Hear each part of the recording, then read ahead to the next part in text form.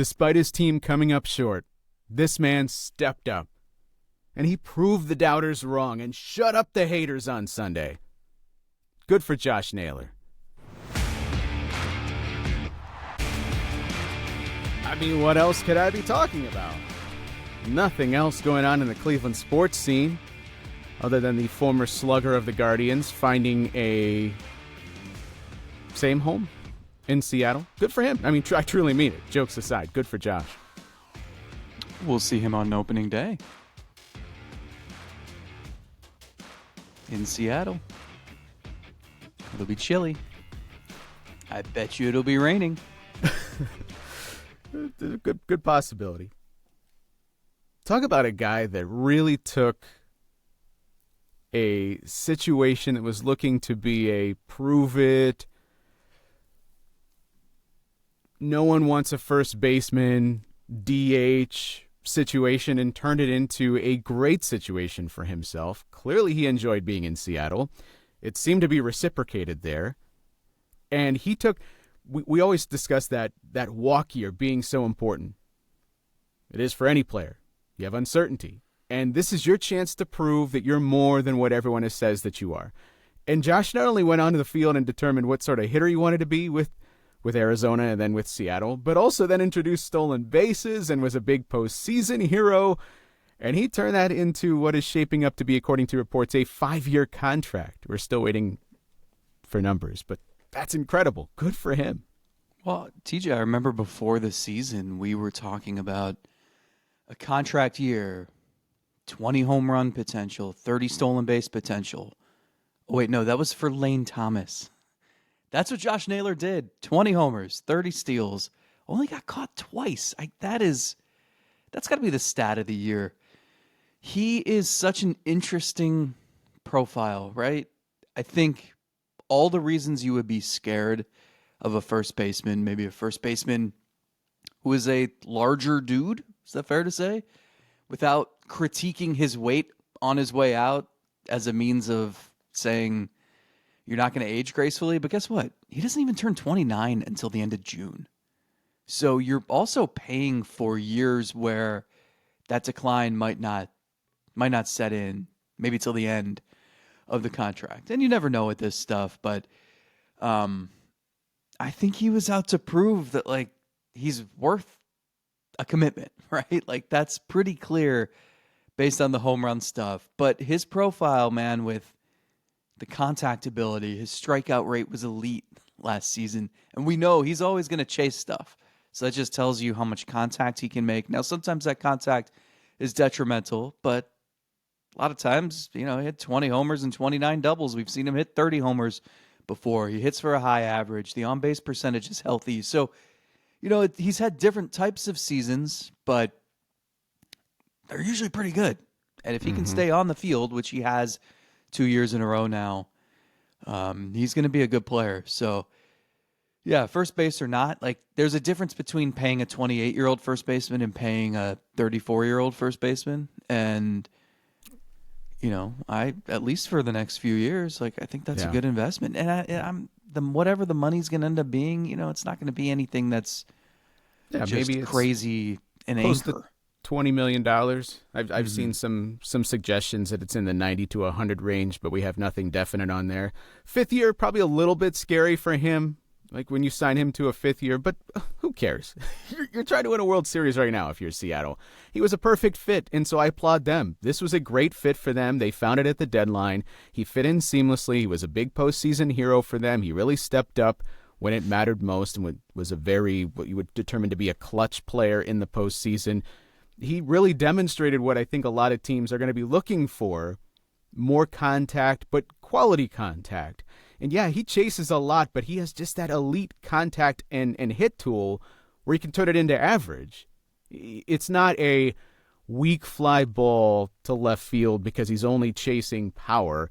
It's I'm willing to dump one into left field and take my single here. And that was really the evolution of Josh as a hitter. We're not here to talk all day long about him, but he was probably the most curious case for me of free agents and how teams are going to value him because we're seeing this evolution in the game, because we're seeing more teams chase.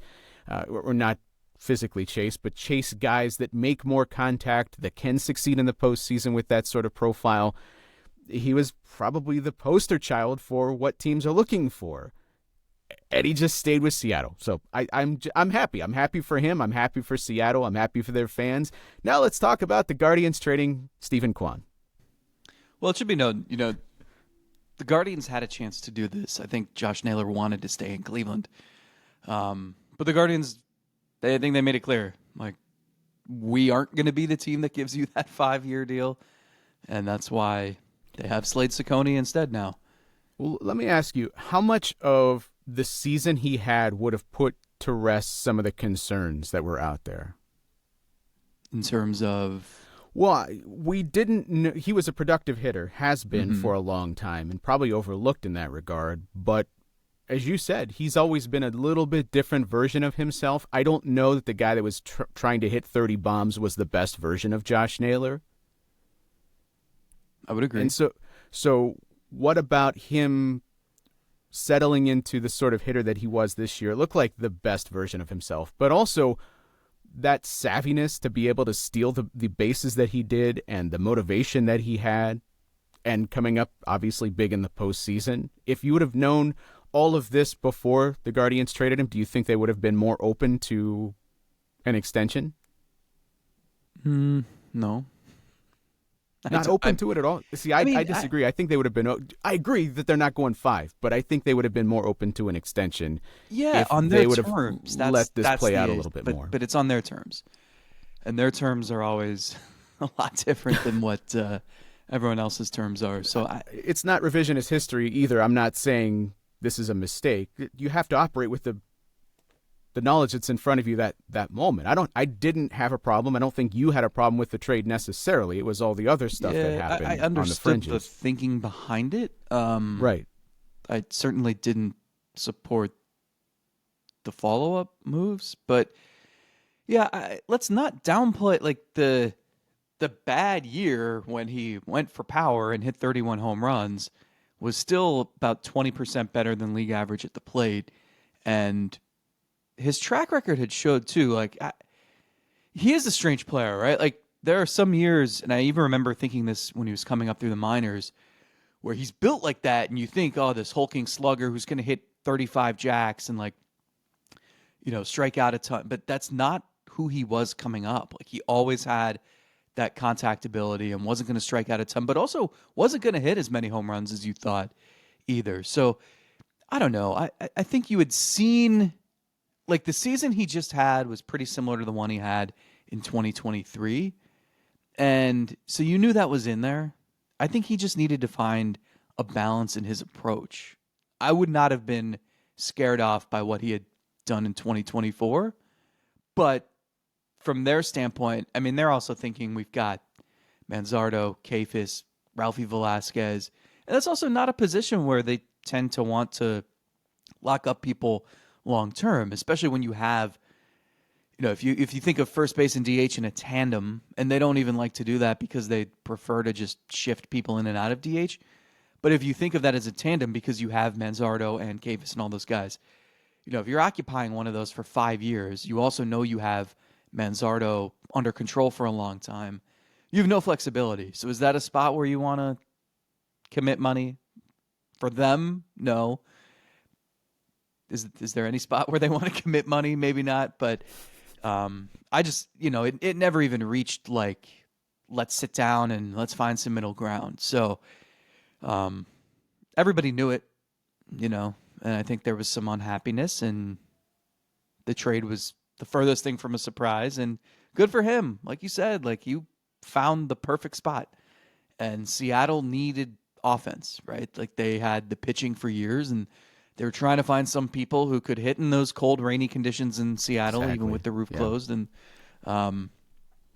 it looks like they've done that. They did a really nice job. And you got to the postseason, that lineup was very formidable. So they weren't shy about it. They said they wanted to, priority number one was to get a deal done with Naylor, and there you go. Sometimes it's that first journey into Seattle that's the toughest for a hitter, and he found success. So when you find somebody that can succeed in those elements, I think you just want to hold on to them, especially when the fan base embraces them. They embrace the team.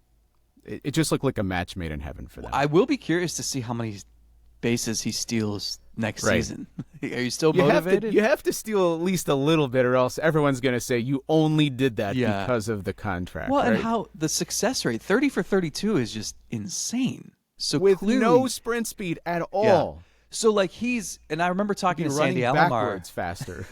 I talked to Sandy and Bo Naylor about this, but like clearly the instincts are great. Like you recognize the perfect time to do that, and you can get a good jump, and you don't have to rely on your wheels. But how much does the motivation play a factor? Yeah. Are you going to study pitchers' tendencies, catchers' tendencies quite as diligently? Yeah, I don't know. I don't question his desire to want to win. Yeah, for sure. So when that's the case and he knows that this is an actual advantage he creates, I don't think that goes away. I don't think it's only about, hey, I only wanted to do this because I was trying to earn some money. I disagree with that. But now, is it going to be to the 30 stolen base level? I don't know about that. Yeah, no. There's also some preservation here at play, too. You don't want to steal so many bases. And this is a guy that's been beat up over his career, and even if he's on the field, he hasn't been at his best. He had a high success rate in Cleveland, too. You know, because in his career, he's 55 for 64. In Cleveland, he was 23 for 29. So he's been very efficient. I just wonder, are you going to be reckless? Are you going to go for broke? Or are you going to wait till year 5? You got to start thinking about those sorts of things. We've seen evidence that Steven Kwan has been thinking about preservation. We talked about his sprint speed over the past several years, and it did tick back up to sort of where we have seen it in the past. In fact, I think it was a slight improvement from 24 in that regard. The down year hasn't stopped every big market fan base from desiring Steven Kwan. On Instagram, I don't follow these accounts, but somehow they always make it into my Instagram. Oh, pictures of him in a Yankees uniform, in a Dodgers uniform. Not the algorithm I thought you'd have. I don't know how it happens. But it finds its way into my feed. Do you think the fact that he had a down year offensively, which is like league average for him in his career, leads to more fan bases of these teams sensing the blood in the water? Oh, we can zero in on him because he's the type of player we want, and he's coming off a down year, so we don't have to give up as much, and so Cleveland will be willing to move him for less than they would have at last year's trade deadline. I don't know, but teams apparently still want this guy. I can't blame them. Yeah, maybe a little. I just think it's the blood in the water. It's the Guardians, and it's a player with 2 years of team control, right? So I'm not surprised by the conversations. This is protocol, is it not? I mean, it's look, teams will call, and there were some pretty intense conversations in July about it, and we've covered this. We covered it then. We've covered it since, but all the teams you would think were interested, right? Dodgers, Blue Jays, Phillies, and I think the Astros maybe at one point. I think the reason it's tricky for me is, one, even he was like, yeah, I was very disappointed with that season offensively, right? It honestly goes hand in hand with the contract talks, where it's like he shouldn't be motivated to sign an extension because he's disappointed with his performance. He doesn't have the leverage here, but he is going to have the salary between like $8 and $9 million probably. So that even gives him less incentive to want to sign, right? And if you're the Guardians, yeah, like you'd probably want to prey on that and take advantage and see if he would sign a deal.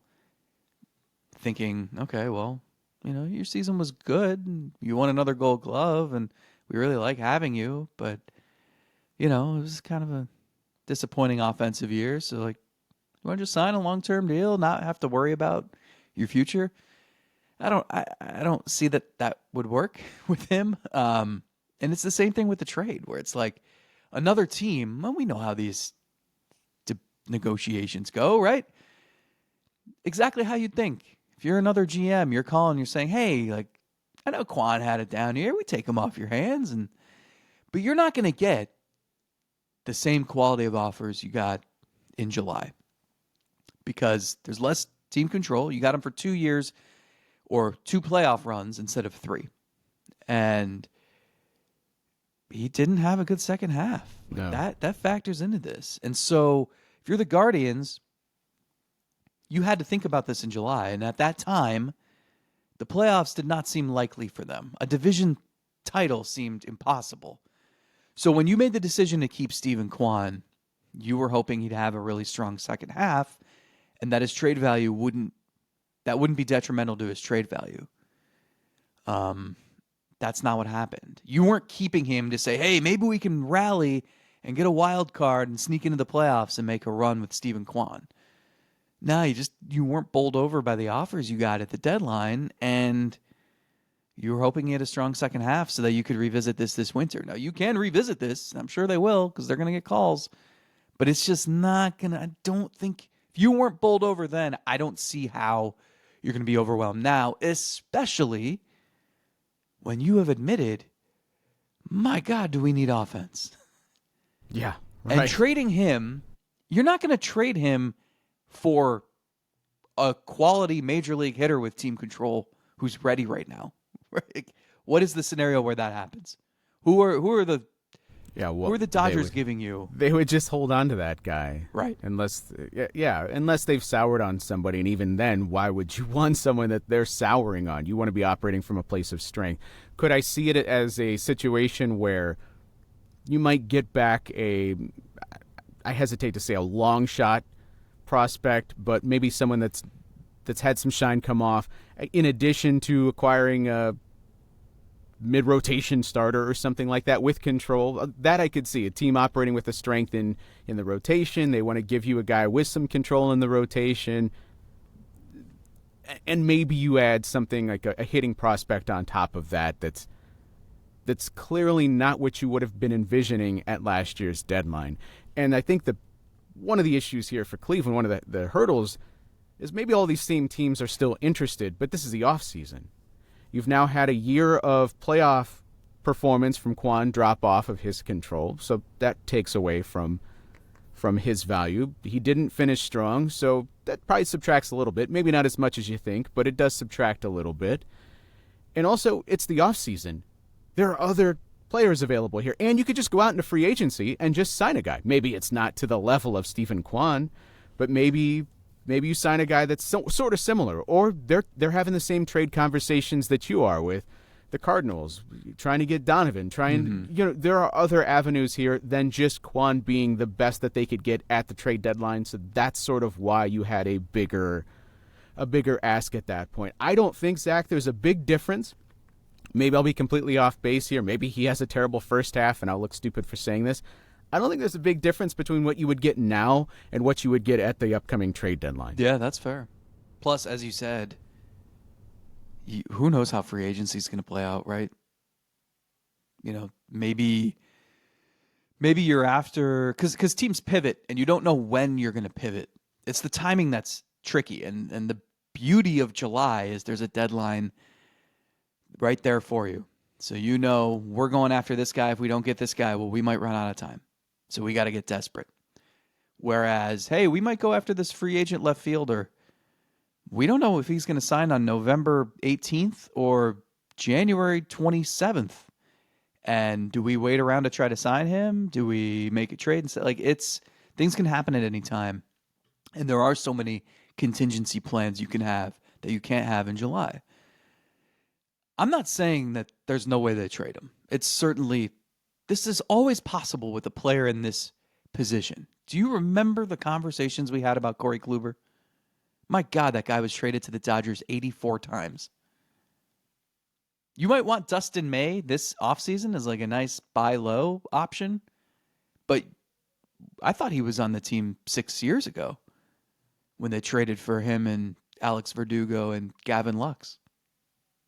All of that worked out splendidly for all those players. Yeah. Man, that roster with those Dodgers prospects plus Clint Frazier and Miguel Andujar?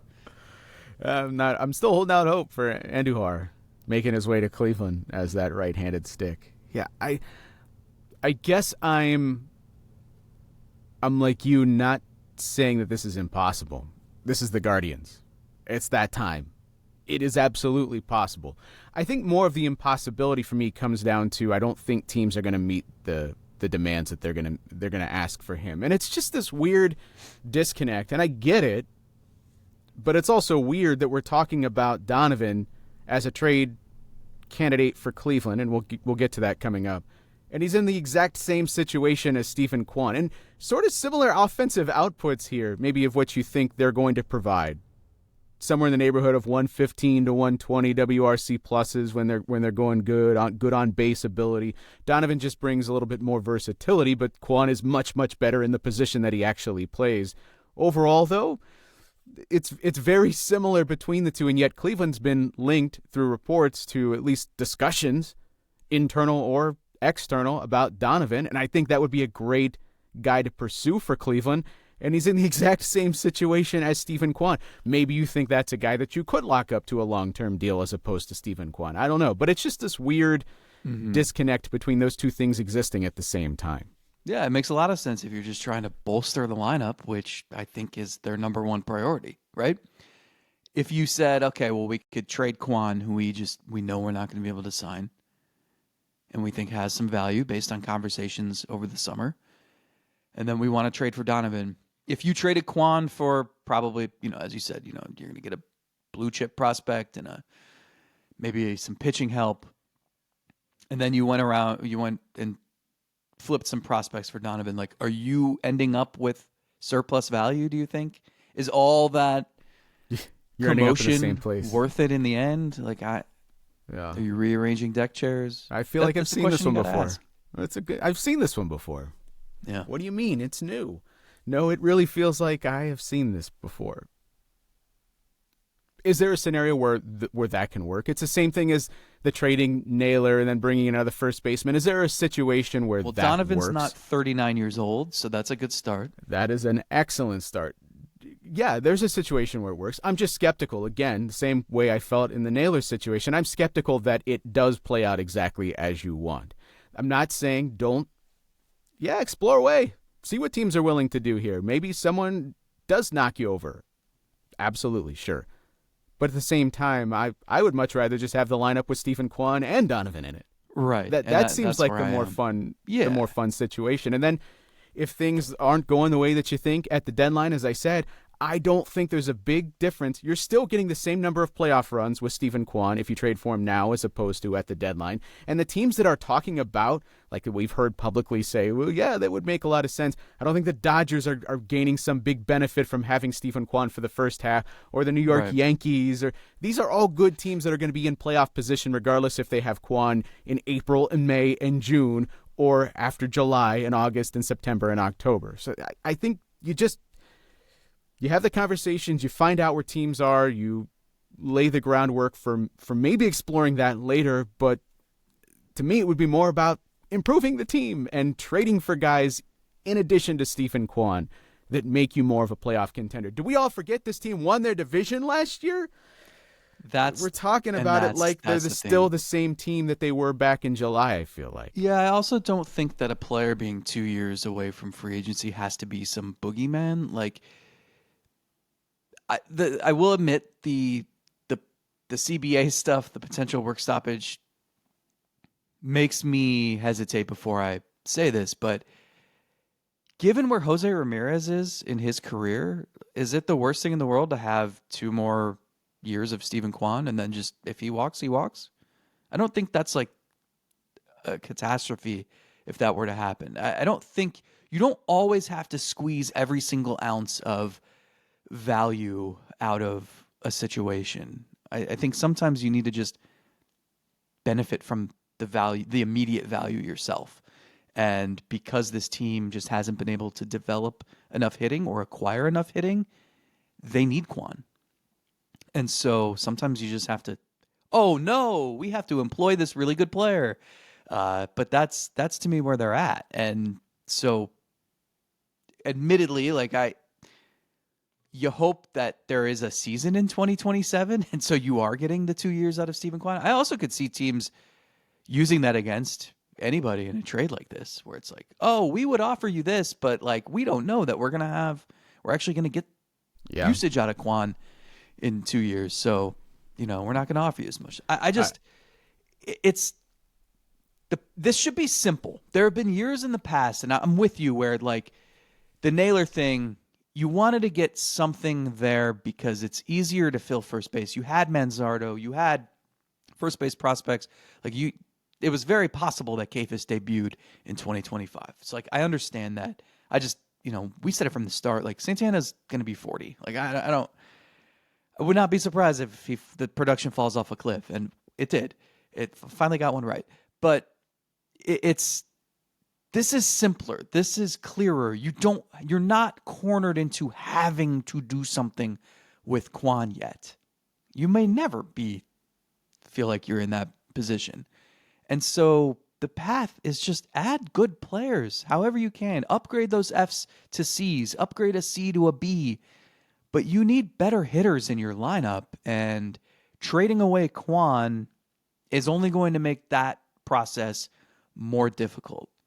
Not impossible, but more difficult. But more difficult because I can't. Someone tell me the trade where you're trading Kwan and you're acquiring a better hitter who's better right now, ready to help you more right now. I don't think it's happened. You're not getting a hitter. Why would a team trade a hitter? They wouldn't unless they have some fetish with left field defense. They have too many first basemen and they're blocked, and so there's no versatility there. There's no moving them further down the defensive spectrum. Or, like I said, somebody's really soured on somebody, and they feel like they just need a change of scenery. This guy's not going to succeed here. We move on. This doesn't. I don't think that's the situation you want to be talking yourself into. That's why I think of pitching.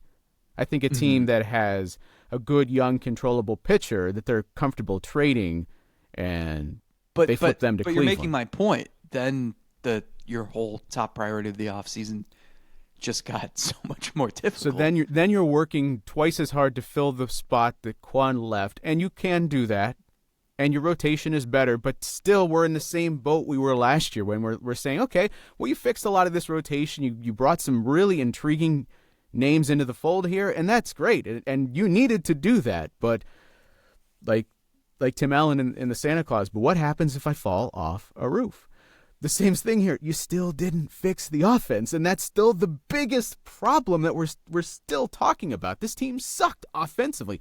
It is a miracle that they accomplished what they did last year with the offense that they had. It is a miracle, and now you're taking Steven Kwan away from it. Maybe you fill that hole, but you'd just be getting back to the same level you were last year. Some of it's going to be internal. Chase DeLauder is going to make this team so much better when he's in there playing. I think there's a possibility that George Valera provides more than Nolan Jones did last year. Yeah. C.J. Kafis another year older. Juan Brito, I'm excited to see him in the mix. Travis Bazzana might take a step forward. Hey, there's reasons to believe that this offense is going to be better from within, but add to it. Make it better yourself, tangibly with outside moves, and then have the benefit of all that other stuff I just mentioned. Yeah, because that's still a lot of hoping. And it's a lot of praying that these guys stay healthy. Everybody you just mentioned had major injuries. Yeah. If not just in 2025, then for several years. And also, it's okay. It's okay to have too many good players. How many times have we said this? I think part of the issue with Donovan to me is... Oops, all All-Stars. Yeah. The Donovan thing is, I think if you're the team that wants him most... It's because that versatility would really help on your team, right? And I don't know that that's the case with the Guardians, because ideally to me, you acquire him, he's your opening day second baseman, and he remains that only until Bazzana's ready, and then he bounces to the outfield or something. But if you're trading Kwan and then trading for Donovan, then Donovan's probably just your left fielder, and yeah. Still have that hole at second base. We already have left field Brendan Donovan at home. Yeah. You're not going to get as good a defense. Maybe you can sell me on the offense being a little bit more predictable with Donovan. I feel like the range of outcomes is a little tighter with him based on what he's been in his career, because we just know he's going to get on base and he's going to hit for a solid average. Mm-hmm. Those are the two things I can bet on with him. With Kwan, we've had dreams of more, and we know that the defense is just splendid. It's hard to sell me that taking Kwan away and then bringing in Donovan would make you better. I think you'd be fighting to just be in the same same situation. Against right-handed pitching, Kwan, Donovan, and Ramirez at the top of your order, say less. Yeah. Before we get to Donovan and some of these other trade candidates that you've been begging to talk about for 3 weeks, let's follow up on a conversation we had earlier this offseason, and it doesn't have to be anything more than just updating this. MVP shares for Jose Ramirez have been updated because he finished as a finalist for MVP. We finally know where he emerged a little bit closer on the top of the list. When we discussed this, we were trying to see where he sat among guys that never won an MVP. Now, according to Baseball Reference, he is the highest MVP share of anyone that's never won an MVP, at least once. He's at 26th on the list. He's right behind Pete Rose in MVP shares. You know what's cool about him? And I was thinking about this because the Hall of Fame ballots are being sent out this week. You know, you try to, by the time you vote for these players, it's been a while, right? I'm staring at this ballot, and I'm trying to remember what we thought about Bobby Abreu 20 years ago, right? And sometimes, like, a Baseball Reference page can give you that context. With Jose Ramirez, it absolutely will. And you're trying to think, okay, like, was this guy regarded as this? Like, Jim Thome is often one that is tricky because he wasn't like an MVP guy. You know, in Cleveland, his best finish was 6th, and that was in 97. And that was not anywhere near his best year in Cleveland. And so, you know, you're looking and like, okay, when he got to Philly his first year, Thome finished 4th in the MVP voting. I mean, Thome's best year in Cleveland was his last year. He had a OPS plus of 197, you know, an OPS of 1122, 52 home runs, and he finished 7th in MVP. And I'm just like what does that tell me? Things were so different then. And then, like, he goes to Philly and Chicago and bounces around, and he finishes like 19th. He was only a 5-time All-Star, so it's like, you know, that doesn't do it justice. You look at his home run total and the longevity and everything. Like, he's obviously a Hall of Famer. But I'm looking at Jose Ramirez, and that awards section on the very far right of his Baseball Reference page tells you everything you need to know. Because every single year he's an All-Star. Every single year he's a Silver Slugger winner. And every single year it says MVP dash and then usually a single-digit number, usually in the top 5. And so a big thing for me is just seeing, okay, this guy was one of the best players in his league we're going on a decade now. And that's the first thing I'm going to think when I'm trying to decide, you know, or if someone is voting from Seattle and they didn't get the opportunity to watch this guy up close every day and maybe don't know some of the intricacies about what made him so great, they can look at that and be like, whoa, I don't know what the conversation was, but this guy clearly was one of the best players for an extended stretch. And that's just, it's so impressive to me. I know he's never won it, and it eats at him, and I don't know if he ever will, because Aaron Judge just doesn't stop. And it was one thing to get Ohtani out of the American League, but you might have to get Judge out of there too. But it's just so impressive, the consistent excellence. And I think that's going to help him so much when he does find his name on that ballot one day. I'm going to imagine he's only going to climb this list, too, from 26th. the names that are just around him, in addition to Pete Rose, but Brooks Robinson, Yogi Berra, Jimmy Fox. Well, Jimmy Fox is a little bit further up than him. But, I mean, just some of the greatest players of all time. And then there's Jose. We don't have to sell anybody on him being on the Hall of Fame path anymore. I go back 2 or 3 years when we were really having to sell this, and then I think of where we're at now, and just the consistency is the superpower. But that's the fun thing. I was thinking about this over the weekend where every year I write a piece. What does he need to do? Is he on a Hall of Fame track? What does he need to do moving forward? And it's a pretty easy story to write now. And I remember doing this like 5 years ago, and you kind of had to squint to see it. And I remember laying out, if he does this and this and this, if he gets to this milestone and this milestone, and he's done exactly what he needed to do to put himself in position. And we've talked about the rarity of getting to 300 homers and 300 stolen bases, which he'll probably do by June of next season. The extreme rarity to do 325, 325 or 350, 350, which he could do within the next couple of years. You know, he's probably 2 seasons away from 2,000 hits. You know, the WAR total is approaching 60. Yeah, it's all there. And he's just got to keep going for a little bit longer. And the good thing for him is if you look at whatever stats you want to look at least on the surface, if you're looking at just the last handful of years, nothing looks out of place. Nothing looks alarming. Nothing would signal, decline is on the way. Just the age. That's it. That is it. And he just keeps pushing that further and further in the distance. And that's 3 years of control now left for Jose. It would be nice to, take advantage of that when he's still at his peak performance or somewhere close to it. How are you going to do that? Well, you got to go out and add players. Zack has a plan. He's got a list. I'm ready to put that list into play and rank all of these names. I sent you 10.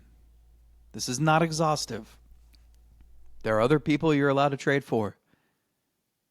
But these are 10 names that I thought offer a little something different. These are position players only. We can have pitching discussions later on. But I think these are 10 interesting names. These are 10 names that have maybe been tossed out there by reporters, fans, us. Yeah, I don't think these are all at least names I have heard mentioned as trade candidates at least once. So none of these feel totally out of place or anything. And of the names that you sent me, I will say before we start, this is important to note, any of them would be fine.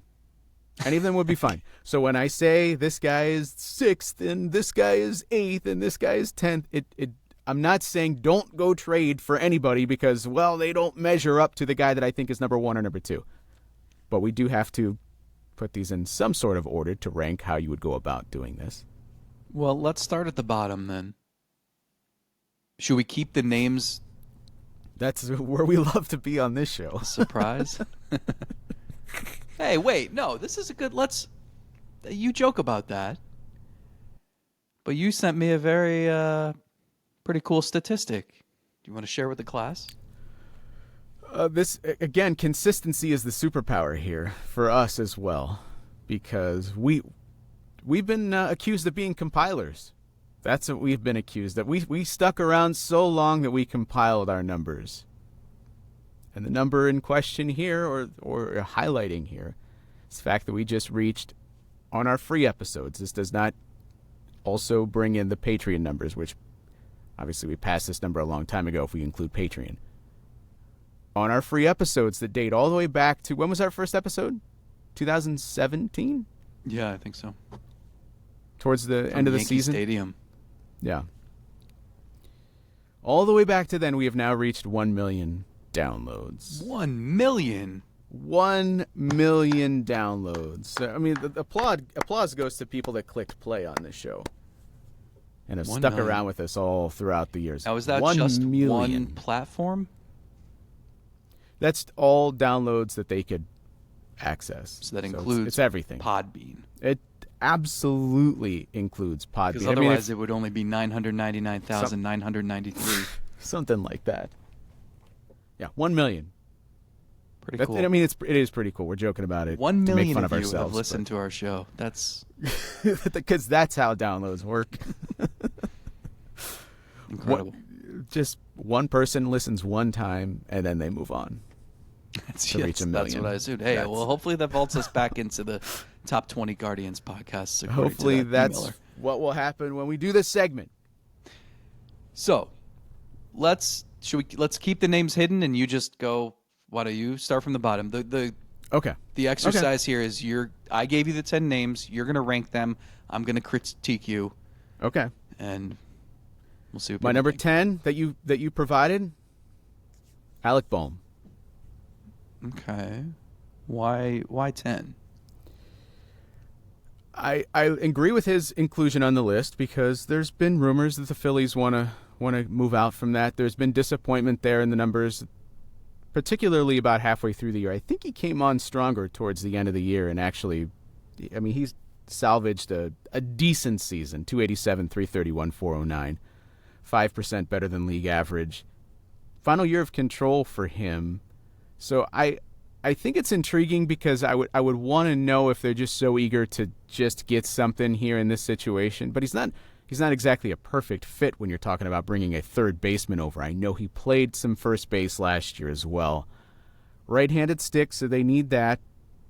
Just the ceiling here doesn't feel great. It's more of a, sure, make the call, see what's happening there, because it would potentially be an upgrade over what you have. And I don't know about fit, but you'll figure that part out later. Yeah, so I'm happy to set up the particulars for each player here. Bohm, as you said, it's the last year of control. He's projected to earn $10.3 million, and he makes more sense for a team that needs a third baseman. I think that's the bottom line here. You would slide him over to play first, I'm assuming, and yeah, it's great. Right-handed stick, fine. Really weird thing with him. He's never been like a huge power guy. Topped out at 20 homers. But the doubles the last few seasons, he went from 31 to 44 to 18. And he missed some time, but the slugging percentage went down to 409. And so that made him about a league average hitter, tick better. And can't you get that can you get league average at first base from CJ Kafis? I would hope so, and he's better than a guy that I would want just facing lefties. The numbers in his career against lefties are really, really good. And I will say for him, he's been good enough against righties that I wouldn't take the bat out of the lineup every single day, provided I didn't have someone that was just thumping against righties and I was just blessed with all these riches. Yeah, I like him as a player. You're not trading for him as a platoon guy. I like him as a player. I just don't know about the fit. Yeah. Okay. So again, I make the call. Sure, let's see what's happening there with Philadelphia. But at the end of the day, there's probably more names here that make more sense. All right. Who do you have at number 9? Number 9, this probably disappoints a lot of people. Over the years, I've heard his name mentioned so many times, and it's like you're just waiting for him to show his full potential. It's Lars Nootbaar. Whoa. Lars Nootbaar. So he has 2 years of control. And I've always liked him. He's projected to earn $5.7 million in arbitration. Left-handed hitter. And I'm with you. He's actually coming off his most disappointing season. There's probably conversations about him in St. Louis similar to the ones that we're having about Kwan, in terms of probably why he's intriguing, because you want to see if they're willing to move on. They're tired of waiting for him to fully blossom. I mean, when he first burst onto the scene at the age of in his 24th season, when he was a 123 WRC plus in 108 games, and you think this guy's doing this at 24. Hey, left-handed hitter, he's going to be in there against all the righties for sure. And there's a hope here that he's going to turn into more, and it's just that's been the ceiling. Like his best attribute's been his walks. His walk rate's been 11% this past season, was actually his lowest for any of his 4 full seasons. Not a guy who strikes out a ton, but yeah, he's the home run totals 14, 14, 12, 13. Like, you'll take that. That's okay. But you want one. There's one more thing. Can you either hit for average? Can you hit for more power? Can you steal bases? Something. So I don't. And I think defensively is better suited for a corner. Like, he's been pretty good in right field. If you could get that out of center, Sure, getting it out of Right. center, but it's just been dwindling more and more. Yeah. Hasn't played a ton out there since going back a couple of years. To me, he fits in the, oh, okay, yeah, I want good players, and I do think he's a good player. So like, I'm not against acquiring him, but there are probably better fits elsewhere Yeah. on this list, I'm guessing. Well, when you don't contribute a ton in average, and not that that's necessarily the most important thing, and your home runs, or you don't provide a ton of home runs either, so it's not like your hits are really meaningful, and all you bring is a good on-base ability when you're going really well. Like, that creates offense, but that can't be a foundational piece offensively either. That's a complementary piece. I'm with you. Who's number 8? Number 8 is Brandon Marsh. Oh. And I like Marsh. He's very good against righties, but that's pretty much all Philadelphia's been comfortable with making him be, is just the fatter side of the platoon. You certainly like when he can also play a center field, but that was not the greatest center field in terms of defensive runs saved. So if you're comfortable with putting him in center field and maybe pushing DeLauder to a corner, or maybe you want DeLauder to play center field and Marsh plays in the corner, the only problem is here, and I'm not saying don't go get guys that hit against righties, but you're adding another left-handed stick to a situation that has a lot of them. It's not the most perfect fit, but he's also a good player, so I'm not saying don't do it. That's why he's a little bit higher. Yeah, that's an interesting one too. A lot of these guys are similar, right? So Marsh, 2 years of control remaining, projected to earn $4.5 million, and had probably his, I would say 2023 and this past season were pretty similar in his 2 best years. He's been an above average hitter the last 3 years. I remember his name popping up a lot when he was with the Angels, before he really burst onto the scene. He really improved his strikeout rate this year because it had been north of 30% every year of his career, and then it dropped it to 26% this year. The walk rate suffered a little bit too, down to 9%, but that's there's nothing wrong with that. Not going to be a guy who hits for a ton of power, but you're probably getting double digits. This was the first year he didn't have double digit stolen bases. He's just like a solid player. Like, this is what I mean when upgrading, and I don't even want to call him a C, but like, if you're going from just a black hole, which they've had at 2 outfield spots, to this guy, like, that's going to be an upgrade. It's just where are you getting the most out of him, right? As you said, like, he's been kind of subpar in center. Cannot play against lefties at all. And there's that issue too. And so 61 WRC plus against lefties in his career, was a 64 this past year, I believe. And he's gonna hit the righties. And this is where I'm coming back to. I'm not saying don't go get a guy because he can only hit righties. Sure, I'll take that, but this is also a guy that you're also going to need to have a compliment for him. Yeah, it to me, it's the injury stuff that makes this so tricky, because if you could tell me DeLauder and Valera aren't going to get injured, then I'm not interested in a move like this, because I think DeLauder's going to hit, and I think Valera could, and I think if he doesn't, well, Kafis could also go out to right field, and you could find anyone to play first base or DH, right? Like, there's flexibility you have there, or it's easier to find a right fielder.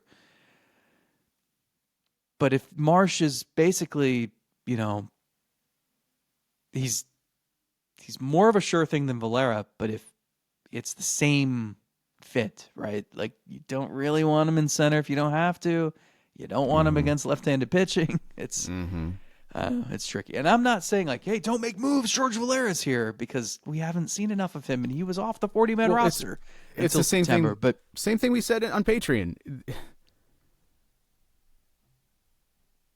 Go make yourself better.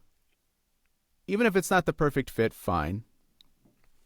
Still, if the options here are go trade for Marsh or do nothing, go trade for Marsh. correct, yeah. All right, But next. those aren't the only options. So give me number 7. Oh, is that where we're at? 10, 9, 8. Yeah. This one is probably partially because you have some control here, partially because he hits right-handed, but also because it would be a hell of a lot of fun. Give me Joe Adell. Okay. 37 bombs last year. Yeah, he has 2 years of control remaining as well. Sensing a theme here.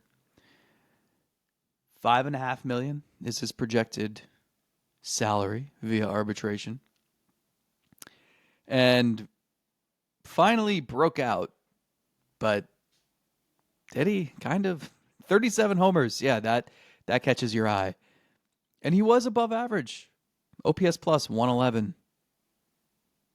Strikeout rate was, wasn't like something insane by any means. He doesn't walk much. And he was 37 home runs helps lift a 293 on base percentage. That certainly does. I don't think you want him hitting cleanup necessarily, but a pretty good 5 or 6 hole hitter when they can just sit back down there and hit close to 40 bombs. It's kind of like a Jorge Soler vibe. Yeah. I like that his strikeouts, like it's 26.4%. Like I can live with that. Yeah. I can live with that for sure. Again, right-handed stick here. The projections think he's pretty much in line to do that again. According to Steamer, has him at a 110 WRC plus, and if you project forward playing time, it has him at 36 home runs. That's the projection for him. What does Oopsie say? We don't have those yet. All I've got is Steamer. I can only His go with Baseball what I Savant have. page is hilarious because the top half is just like blinding red, so vibrant, and then the bottom half is just the sharpest blue. So like there's no in between, which is how you hit 37 homers with a 293 on base. Yeah. But I like the years of control. I like adding power, and I also like that you don't have to add so many strikeouts that you can't stomach it. Totally a flawed player. Not going to be the guy everyone thought he was going to be. Also, just his age 26 season, so there's still a belief there that he's got probably 2 more peak years left of his ability, and he just now figured it out. This also leads me to why would the Angels do it now? I mean, the Angels are the Angels, but why would they do it now? After I actually would have loved to have chatted with the Angels last year about him before the breakout. So why would they do it now? Yeah, they tried to play him in center this season. It was brutal.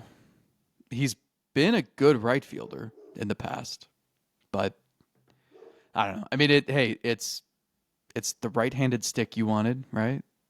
So that's nice. I just don't know that we've seen this profile not work in Cleveland.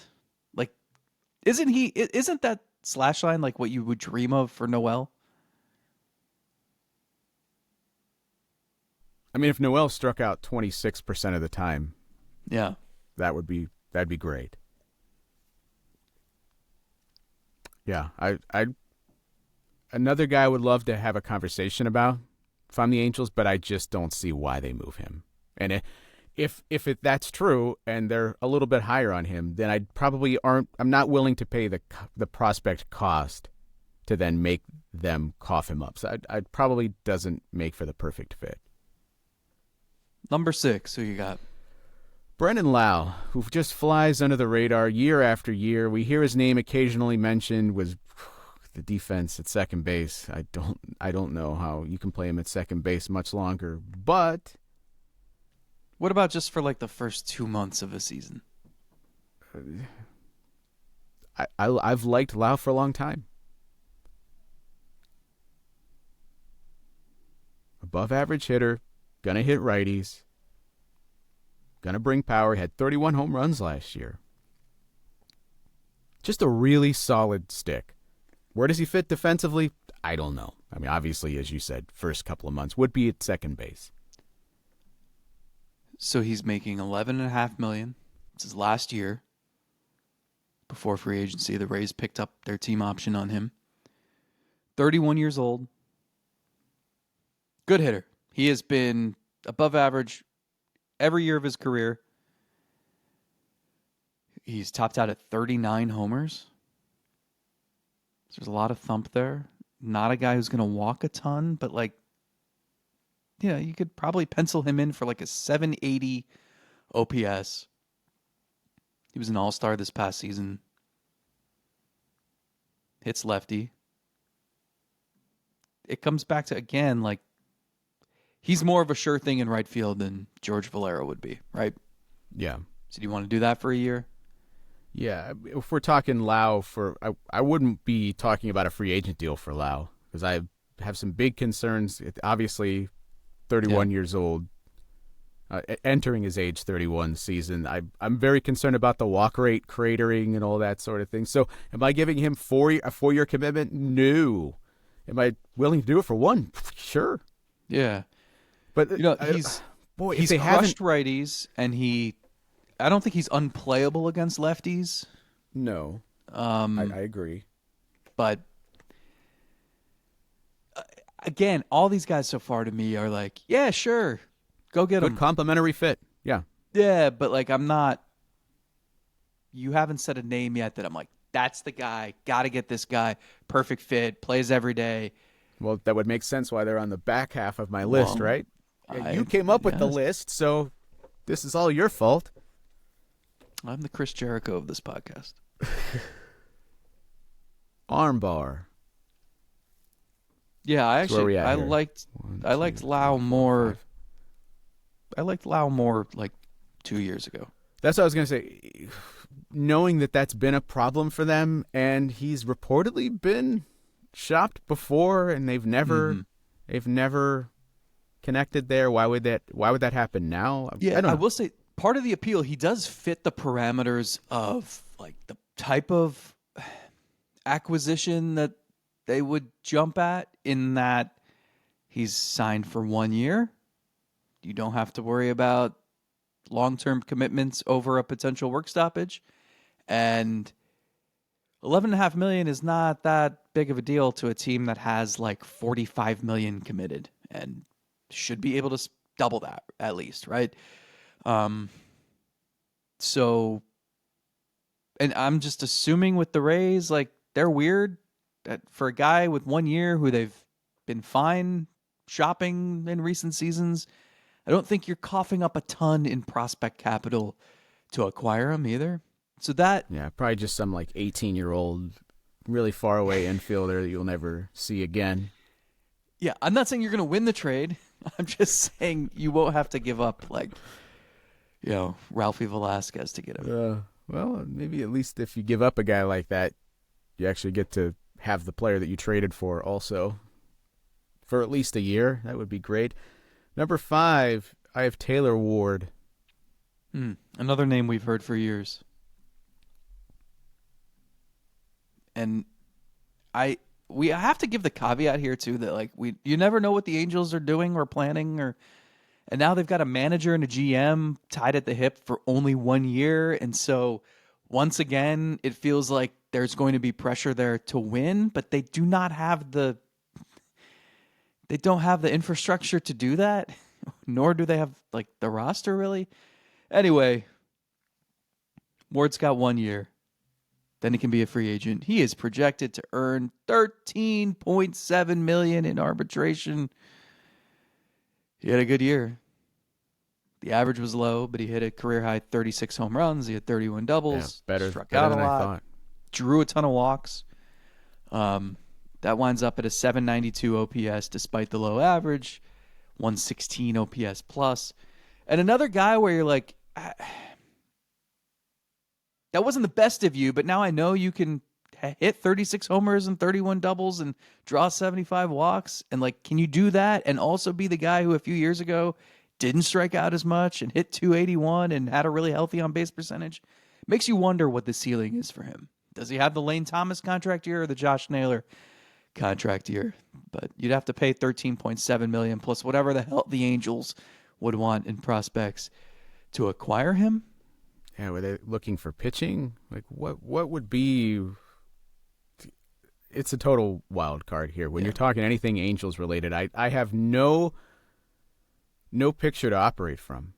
But he's a right-handed stick who's hit lefties and righties during his career. Yeah, projected for a 112 WRC plus from Steamer coming up this upcoming year. If you think he's going to get the playing time, he's probably going to be close to 30 home runs again, according to those projections. Yeah. That sort of level of offense is what they need from a right-handed stick in that outfield. Getting what they hoped they were going to get from Lane Thomas, as you said.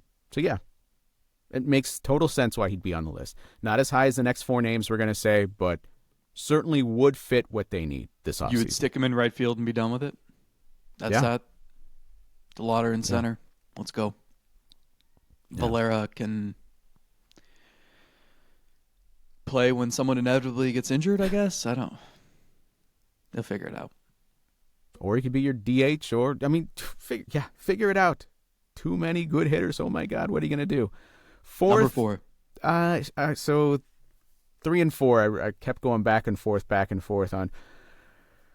I settled on Jarren Duran in the 4th spot. So the Red Sox almost certainly need to trade somebody. Too many good outfielders. Well, you're Abreu. You think they could trade him too, or either? They could. Duran, left-handed hitter. He's got 3 years of team control, so this is his first year of ARB. So, but it's a weird thing, right? Like they agreed to, I think they agreed to a salary figure for this season already, because he had signed a deal just so they'd have some cost certainty. So I believe he's making, I want to say like 7 or 8 million. But anyway, he's a guy who's, I think we're still trying to figure out like what the year to year looks like with him too. But there's a lot to like, right? You know, he's a guy who's played center, he's played the corners, he's hit for average, he's hit 21 homers, he's hit 48 doubles. The last 2 years he's led the league in triples. Steals bases. Probably have to give up quite a bit to get him. But you also know that the Red Sox, they have a surplus there, and I think that they would like to flip some outfield for probably some pitching. The only thing that limits why I would bump him higher is I think you're going to pay more in prospect cost than he's actually worth. I think there's still going to be some operating under what he was a couple of years ago when he was almost a 7-win player at Fangraphs in 2024. He's probably closer to the 4-win guy at this point in his career. The projections don't even think that. Steamer's closer to like a 2.3 wins above replacement level for him with a 107 WRC+. I think he's better than that. So I would set the bar a little higher than Steamer has him. I'd be willing to say that it's closer to that 2023 level, the 122, at 2.5 wins when he only played 102 games. I mean, he's a very good, very solid player that I'd be concerned that you'd have to pay more than he's really worth. Yeah, I like that you can play him in center field, though. In 2024, he had 17 defensive runs saved in center field, and then 6 more in left. I mean, he was one of the best defenders in baseball, and he only moved to a corner because they also have Ceddanne Rafaela, who's really good. So, he's a good player. Like you can nitpick certain things. The bottom line is like he's proven, and for 3 years he's been better than what the Guardians have trotted out there. So, yeah, you never know what the prospect cost is going to be. That makes this tricky. But sign me up. 3 years of control is chef's kiss, by the way. Yeah, a lot of what he would bring is exactly what they would want. 3rd, Yandy Diaz. Who? Yandy. He's still playing? He's still hitting 300? He's still getting tallies on MVP ballots? I could not believe he is 34 years old. Oh, my word. And still really good. Yeah, so he's 3-win player, 135 WRC+ this past year, 25 home runs. I didn't even know he reached a career high in home runs. He'll be making $12 million. Then he can be a free agent. He's really only played first base the last handful of years. But no signs that age is a concern there, right? You just laid out the stats. That was a pretty well-rounded season at the plate. You would just stick him at first base 150 times and be done with it, I assume? Yeah, and it's a really fun profile that this team could use is a guy just hits for a high average but does other things too. Also, his years of control. So, isn't there there's a club option there, right? It vests, That's for next season. Yeah, it vests based on plate appearances. If I was seeing that correctly, somewhere I read that. Okay, yeah. They exercised the club option and they added a vesting option for 27. Yeah. Here it is, 500 plate appearances. If he reaches 500 plate appearances, $13 million. I mean, you have to imagine he's going to do that. And he is absolutely worth $13 million. Yep.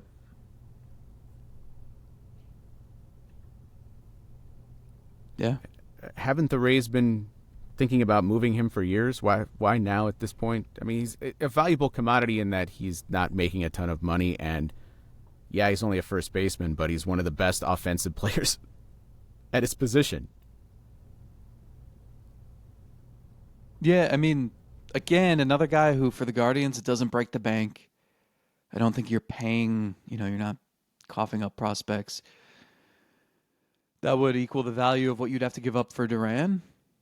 I think the only question here is it the best fit?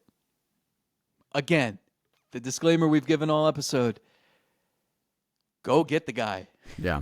Worry about fit later. But in terms of ranking these guys on this list, when you're as good as he is offensively, yeah, and he hits right-handed, that's where I don't care.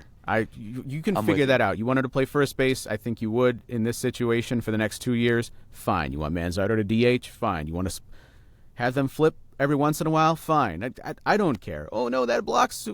Shut up. This guy has been a really good offensive player, so I will move the other pieces on the board to make that work. And he's not, by the way, he's not making a ton of money, probably what he should be making on the open market. Absolutely. That's why he still is intriguing. You brought Carlos Santana back and you traded away Yandy Diaz, and 7 years later you can go undo that mistake. Oh no, you don't want another first baseman who has a 132 WRC plus projections from Steamer. That's not what I was saying. I was just I'm making fun of anybody that would say that doesn't fit. Yeah. What? Number 2. What in the world are teams going to pay for Ketel Marte? But man, the extension he got is so what teams should consider to be comfortable. Just a really amazing player. 4.5 wins this past year, 145 WRC plus. I know it's 126 games, but my goodness, is that guy good? Switch hitter. Yeah, I mean, steal him away from the Detroit Tigers, who I've heard rumors that they like him. I don't know. He's got 5 years remaining. Then there's a player option for his age 37 season. That is the concern here, is how will he age? But what is the money is only not $11.5 million player option. There's no way he's picking that up. You would think you don't know what he'll look like at the age of 37. Maybe he's fallen off a cliff by then. But what will salaries look like in 2031? In Cleveland? Probably, you're trying out a $75 million payroll. We can't quite get to 100. 100's tough for us to get to. Whose voice is that? Who are you? One of the interns in the back. I don't know. Okay. But yeah, I mean, he's topping out at like $22 million in any given year of this. And like next season, I think it's 15. That's very doable. Switch hitter is nice. Imagine him and Jose hitting back to back. My God. 2024, he finished 3rd in the MVP voting. He's a guy who's hit 36 home runs in a season. He's a guy who's hit for average, power, drawn walks, doesn't strike out much. It's a really good player. It's a guy who he's 30, just turned 32. Nothing screams, uh-oh, cliff is coming. But I don't know. Like, he is a perfect fit for the Guardians in terms of the qualities that he has. But I don't know. Like, even with the contract being below market value, are they going to pay prospects and jump at the opportunity to acquire someone who's signed long-term at those ages? Like, it's a little Unguardians-like to me. The prospect cost is why I have him second as opposed to first. He's better than the guy we have first, which we've talked about him enough on the show, so it's not a surprise it'll be Brendan Donovan. But Marte, the contract, as it stands now, is very comfortable. I know it's very confusing language in there. He's got escalators based on MVP finishes and bonuses based on plate appearances, and $5 million of his contract is deferred, so there's still... It's confusing. You'd probably have to hire a guy just to go through it all. Who cares? This guy's amazing, one of the best players in baseball, and if there's a possibility that guy's available and you're not having conversations about him... Oh, and by the way, if a team like the Detroit Tigers are talking about trading for a guy like that, what are you doing? If nothing else, you need to be inflating the cost that anybody else would need to pay, even if you don't have any intentions of trading for a guy like that. Tigers have the prospects to get him, too. My only question is, where's he playing? Is he playing second base and then you just move Bazana to right field? Yeah. Because the center field experiment with Marte went pretty horrendously, and that was 4 years ago, I think. I mean, there's already talk. Bazana's not going to be a second baseman long term anyways. No, I'm just asking. I'm not. If you have one of the best second basemen in baseball, then yeah, sorry, Travis, you're going to have to move, and it makes it easier to have that conversation. Trade Bazana for someone else on this list. Or you do that. I don't know. Marte played 1 inning at shortstop back in 2024. And 2 the year before that. Something to think about. Yeah, Brendan Donovan just fits so beautifully. Yeah, I guess. Oh, I guess, he says. Tell me why he wouldn't fit so wonderfully. Well, I think it would just help. If Bazana could play center field, that would help everything, but he can't. Because I would want to acquire Donovan. Lonnie Chisenhall played center field. Him at second Jason base. Kipnis played center field. Yeah. Nolan Jones played center field. This is all true. It's a fair point. I know what you're saying. But this is coming. I want to get this across. I am always team acquire good hitters and figure out where they're going to play later. I don't care about that first and foremost. But it's worth just considering at this point because all these guys could be out there. And if I'm trying to acquire at least 6 of the people on this list this winter, then I need to think about where they're going to play. And defense matters to this team. I'm not saying it's not important. Yeah. They want to play good defense. They need to play good defense, certainly. Donovan I like because, yeah, he fits in now for second base. Maybe you talk extension with him. But this is also a guy that could play left field, could play some third base if you wanted to. And, you know, something through this exercise I've been thinking about. It's not going to happen this year, but how many more years forward into the future are we talking about Jose just moving to DH? Does that happen? Pretty good defensively, though. Well, I just want to be thinking ahead. You got him for 3 years, so would that start to happen more in 27? When he tells you he's done at third base, you move him. Would that happen in the last year of the contract? I mean, eventually he is going to become just a DH. Yeah, when but does that happen? He needs to keep that WAR total climbing. Yeah, well, maybe they'll fix WAR and give the DHs and first basemen the proper weighting that they deserve. What about catchers? They get too much credit. Don't tell Mariners fans that. God, the more and more I looked at that, the more it made sense. I felt better about my want and desire to pick Judge. I think how much of your panic comes from not knowing how everyone else is going to vote, and you don't want to be the one outlier that's like, even though you feel right in your voting, not like you want to change it, but when you're out there on that island and all of a sudden everyone steps away and you're the only guy standing there, that's a little bit panic-inducing. So I think that thought crosses your mind maybe like once. But a vote like this, like I knew it was going to be pretty split. And you don't care which side you're on. Like whether I voted Judge or Raleigh didn't matter to me. Like I didn't need to be on the correct side, the winning side. It was more just being confident in your vote. And there were times in September where I'm like I'm leaning this way, but I'm just not confident in it at all. And then I'm talking to catchers, and I'm like, oh my God, the propaganda machine is working overtime, and I can't figure out what to do. But then you just got to look at Judge's numbers, and it's like, I don't know. Like, we become so desensitized to it because he's done it before. That's the one thing I kept coming back to. So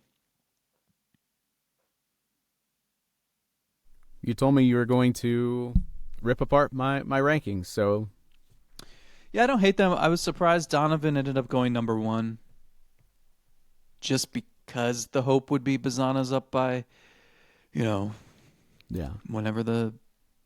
But Donovan, it's so easy to move him anywhere else on the field. It is. It's just Extremely easy. he just doesn't have quite as much value at that point.